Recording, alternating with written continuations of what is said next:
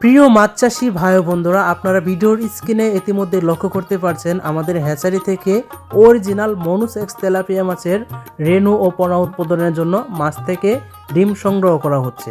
আপনারা দেখতেই পাচ্ছেন প্রত্যেকটা মাছ থেকে কিভাবে আমরা ডিম সংগ্রহ করছি। এই ডিমগুলো থেকেই শুরু হয় এই মনুসেক্স তেলাপিয়া মাছের রেণু উৎপাদন।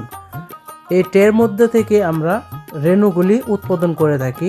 তারপর এই রেণুগুলোকে হাফার মধ্যে নামিয়ে 28 দিন বা 29 দিন হরমোন খাইয়ে তারপরে আবারও এই মাছগুলিকে নার্সিং করতে হয়।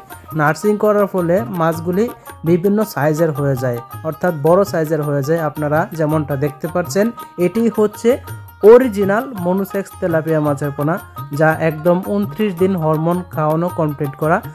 আপনারা তাই দেরি না করে অরিজিনাল মনুসেক্স তেলাপিয়া মাছের পোনা নেওয়ার জন্য অতি শীঘ্রই আমাদের সাথে যোগাযোগ করবেন।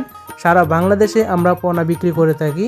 বাংলাদেশের যে কোনো জায়গা থেকে পোনা নিতে পারবেন। আমরা এই মাছগুলি এই হাতে গণনা করে টালি করে মাছগুলি বিক্রি করে থাকি, যার ফলে আপনি একটা মাছও কম পাবেন না আমাদের কাছ থেকে মাছ নিলে। তাই মাছ চাষি ভাইয়েরা এই মাছটি নেওয়ার জন্য যোগাযোগ করতে পারেন।